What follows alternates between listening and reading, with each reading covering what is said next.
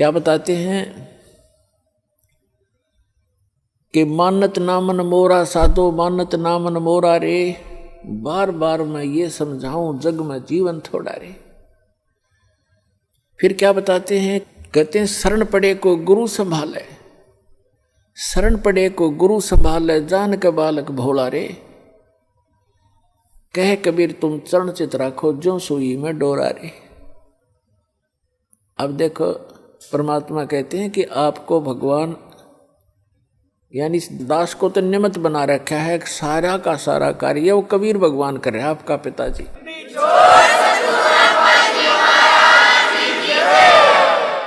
उसके लिए उन्होंने बताया है कि जैसे ये दास एक उस परमात्मा का चलता फिरता एक पावर हाउस है, लेकिन मेन पावर हाउस तो वो खुद है मालिक। वो थर्मल प्लांट है जहाँ से बिजली बनती भी है और आपको हमें प्राप्त भी हो रही है।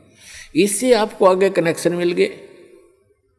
जैसे आप कोई मोबाइल कनेक्शन ले लेते हो, कोई तार नहीं, कोई कनेक्शन जोड़ा दिखता नहीं और सारा काम कर रहा है, और जिस दिन आप उसका बिल नहीं भरोगे तो कनेक्शन ऑटोमेटिक वहीं से कट जाएगा, आपको बताने की जरूरत नहीं पड़ेगी।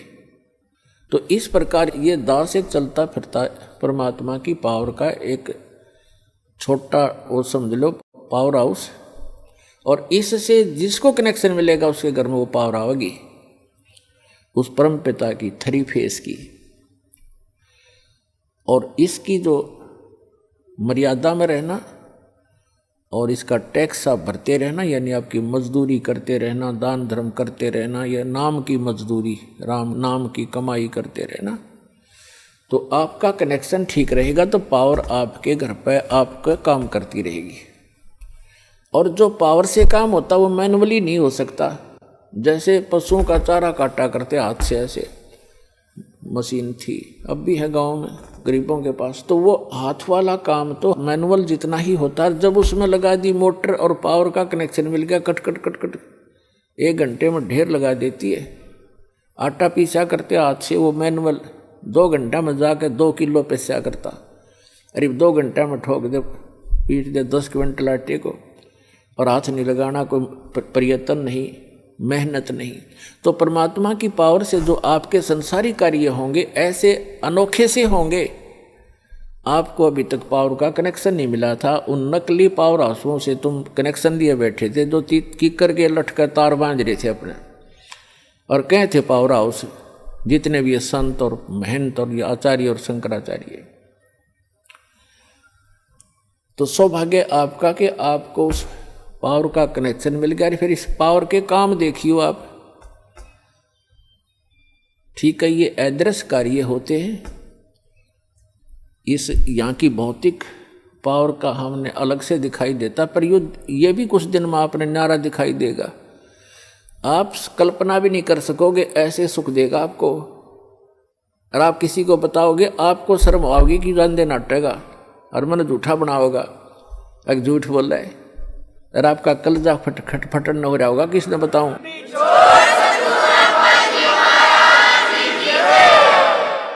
तो प्रसंग चल रहा है कि सतगुरु के उपदेश का लाया एक विचार, जय सतगुरु मिलते नहीं हम जाते नरक द्वार। नरक द्वार में दूत सब ये करते खेचा तान, उनसे कदे ना छूटता फिर फिरता चारों खान। 4 खानी में भरमता, 84 लाख योनियों में गधे कुत्ते सुअर की योनि भोगता, और कभू न लगता पार, 100 फेरा सब मिट गया मेरे सतगुरु के उपकार। होय होय, यानी उस गुरुदेव जी के उपकार से ये सारा मेरा झंझट समाप्त हो गया। पुणात्माओं देखो, उद्देश्य रखना अपने यहाँ से पीछा छुटवाने का। ऐसा ज्ञान बता दिया जाएगा, आपको आत्मा से ग्लानि हो जाएगी पुनर्जन्म की, और जब तक आत्मा में हेट नहीं होगी इस पुनर्जन्म की, तो आपका कभी ना कभी पैर फिसल जाएगा। ठीक है, यदि आप पार नहीं हुए तो आपके पास इतना भक्ति धन हो जाएगा कि आपका हजारों युगों तक तो ये काल आपके पंजे धरती पर नहीं टेकने देगा, और इस पृथ्वी पर बिना मोक्ष नहीं हो सकता।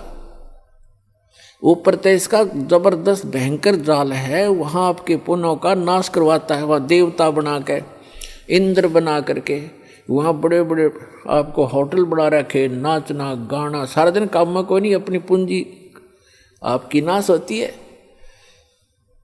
वहाँ ऐसे ऐसे इसने जुगाड़ जोड़ रखे और आपके ही कमाई से अपना यो धंधा चला रहा है, यो 21 ब्रह्मांड चला रहा है।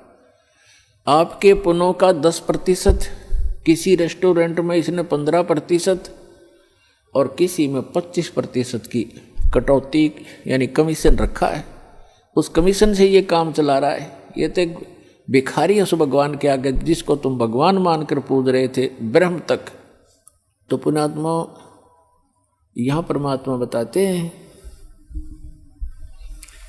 कि सतगुरु की शरण में आने से आपके ये सभी संकट दूर होंगे, जन्म और मृत्यु का रोग नाश होगा। इसमें प्रथम तो आपको बताया कि गुरु होना चाहिए, और गुरु भी सच्चा हो, सतगुरु हो। तो सतगुरु की जो पहचान आपको बता दी गई है,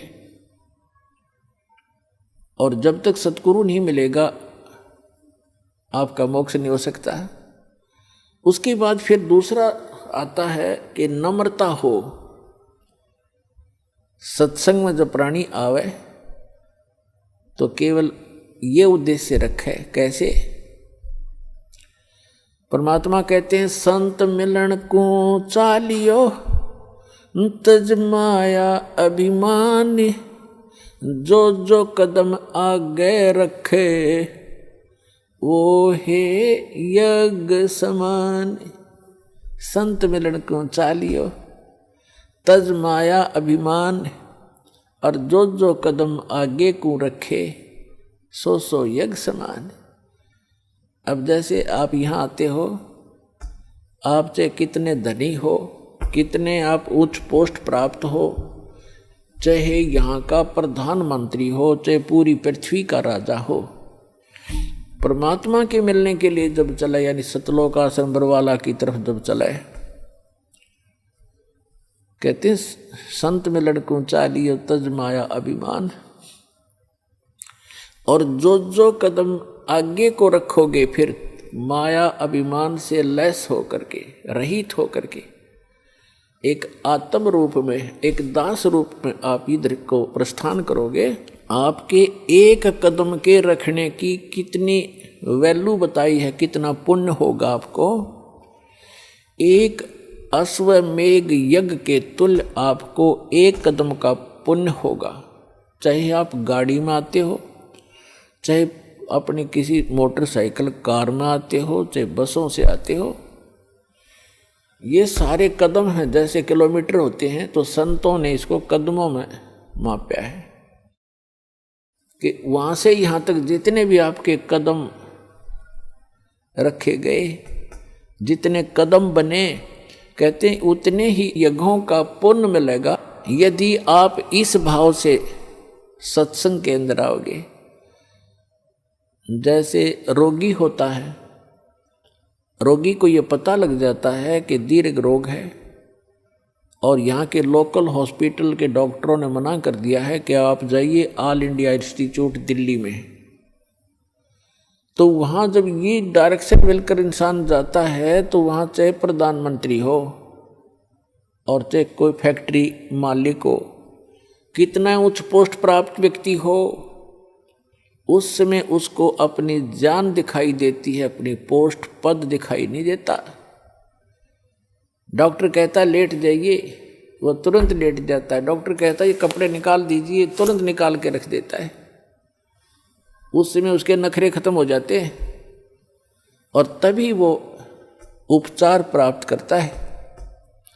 जब तक डॉक्टर के आज्ञा का पालन करता रहे, चाहे कुछ भी कहे वैसे ही, जहाँ लेटने को कहे वहीं लेटना पड़ेगा, जहाँ बैठने को कहेगा वह बैठना पड़ेगा, और कहेगा मुंह खोल, सांस तेज ले, वो सारा कुछ करना पड़ेगा। तो तभी वो अपना उपचार करवा पाएगा। तो ठीक इसी प्रकार जब आप सतलोक आश्रम बरवाला की तरफ आवें, संत मिलन को चालिए तज माया अभिमान, और जो जो कदम आगे रखे ओ हे यज्ञ समान। तो आपको इतना पुण्य मिलता है यहाँ आने का। आप क्योंकि संत है नहीं पृथ्वी पर कोई, संत मिलन को चालिए संत की तरफ चलने मात्र से इतना लाभ है, फिर यहाँ के किक के लाभ होगा वो तो गिनती नहीं हो सकती।